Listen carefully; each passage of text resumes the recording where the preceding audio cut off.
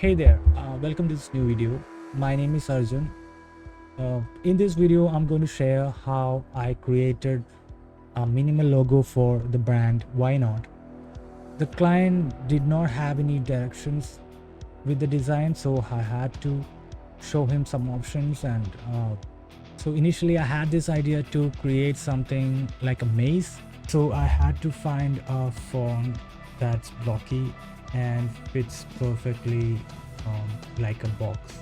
I'll speed up the video now so that you can skip through the boring part of just me moving things around and experimenting with different shapes. Hope you like the final result.